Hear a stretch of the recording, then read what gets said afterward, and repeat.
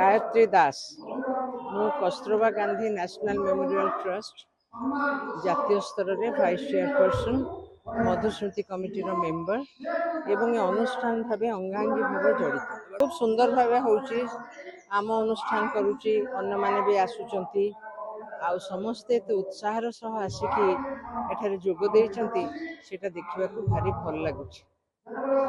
परिपाटी नहीं कौन कहिबे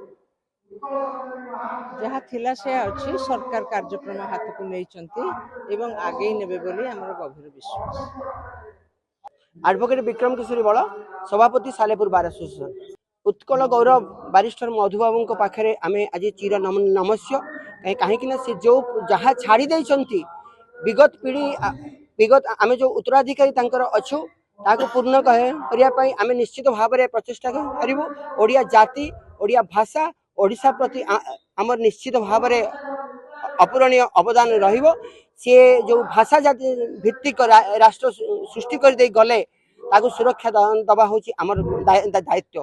तत्सहित भारत सरकार के पाखे मोर एकमात्र दाबी होची तांको मरणोत्तर भारत रत्न प्रदान करा जिबा सहित ओडिशा सरकार के पाखे मोर दाबी मध्य होची जो गजपति प्रथा बा पुरी श्रीमंदिर सुरक्षा पाई मधुबाबू अक्लांत परिश्रम करथिले। समस्त परिश्रम परे आज से सुरक्षित भाव में रही प्रतिमूर्ति पूरी श्रीमंदिर बड़दाण्ड रे प्रतिष्ठा करने मु राज्य सरकार के पाखे निवेदन करुच्ची। यह अत्यंत आवश्यक रही जहाँ पूरी श्रीमंदिर गजपति प्रथा तांकु जदि आम सम्मान दबा नहीं ताले ओडिया जाति प्रति ओडिया भाषा प्रति ओडिया मानक प्रति एक प्रकार अवमानना है बोली यह परिगणित है।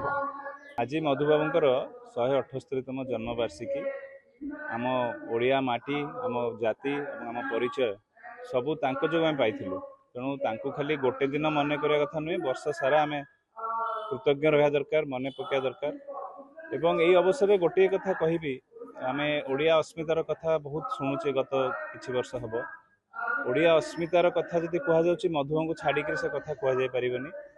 आगुरु मध्य आमर शरतकर निमकर फाउंडेशन तरफ एवं आमर महांगार जनता तरफ आम परिवार तरफ आम विभिन्न जगह दाबी रखीचु जे एभलिया जड़े मनीष जे बहुत कथा कर देश जाति तांकु भारत रत्न पुरस्कार दिगलानी।